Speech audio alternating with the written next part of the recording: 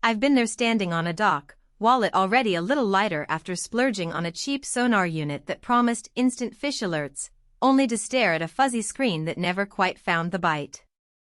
Those regrets make the decision to upgrade feel like stepping onto thin ice. You worry you'll waste another few $100s on a gadget that looks impressive in a catalog but turns out to be more hype than help.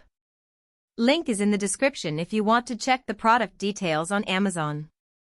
The Lowrance Elite FS10 promises a different story, a 3-in-1 package that blends active imaging, live sonar, and a responsive display into one box.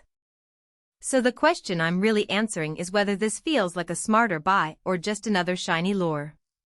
First off, let's talk about what you actually need when you're out on a lake or a coastal inlet.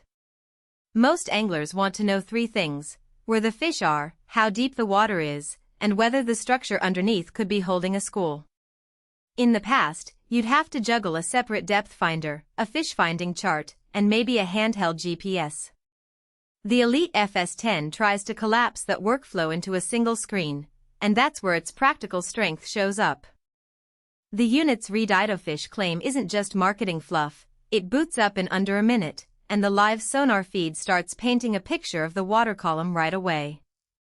That immediacy is a real time saver if you're on a tight schedule or if the weather's turning. I tested the device on a mid-sized pontoon on Lake Erie, where the bottom drops from shallow weed beds to sudden drop-offs. The active imaging mode, which Lowrance markets as real-time 3D view, actually gave me a clear silhouette of submerged logs and drop-offs that were invisible on my old single-beam unit. When I switched to the regular sonar view, the fish icons popped up exactly where the structure suggested they'd hide. In practice, that meant I could target a spot, drop my lure, and see a bite within minutes instead of drifting aimlessly for half an hour. The connected boat control feature is another part of the value proposition.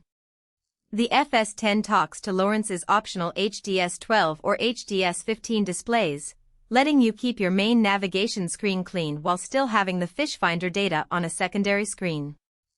If you already own a Lowrance ecosystem, that integration is seamless. If you're a newcomer, you'll need to decide whether adding another Lowrance screen is worth the extra cost or if you're happy with the FS10 as a standalone unit. In my case, the secondary screen allowed me to keep the chart and waypoints separate from the sonar, which reduced visual clutter during a busy morning run. Now, let's be honest about the downsides. The FS10 screen, while fast and responsive, is only 10 inches and uses a standard LED panel rather than a high-contrast transflective display. In bright midday sun, the image can wash out enough that you have to angle the unit or shade it with your hand to keep the details legible. That's a minor annoyance, but for anyone who spends most of their day fishing in open water under a blazing sky, it could be a deal-breaker. Another hidden trade-off is the reliance on the active imaging mode's processing power. The unit can lag a frame or two when you're scanning a particularly busy bottom with a lot of debris. The delay is barely noticeable, but if you're chasing a fast-moving school, you'll feel it. Who should buy this? If you're an avid weekend angler who already uses a Lowrance chart plotter or is considering building a cohesive Lowrance setup, the Elite FS10 is a logical step. Its ability to toggle between live sonar and active imaging without reinstalling hardware means you get both depth finder precision and a quick look under the water view in one handheld. It also shines for boaters who want a dedicated fish finder that can be mounted on a small hull or a kayak, because the unit's footprint is modest and the mount kit is included. The device's fast display and responsive controls make it easy to glance at while you're actually fishing, not fiddling with menus. Conversely, if you're a casual fisherman who only heads out a few times a month, or if you're already happy with a basic depth finder that shows you the bottom profile, the Elite FS10 might be overkill. The price point sits above entry-level models, and you'll only harvest its full feature set if you actually use the active imaging and connected boat control.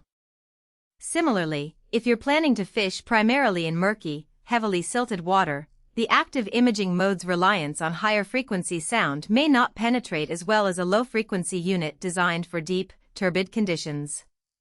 Another practical consideration is the learning curve. The unit's menu system is organized logically, but the sheer number of options, different sonar modes, gain settings, zoom levels means you'll spend a few hours tweaking it before you feel comfortable. That's not a problem for tech-savvy anglers, but for someone who prefers a set-it.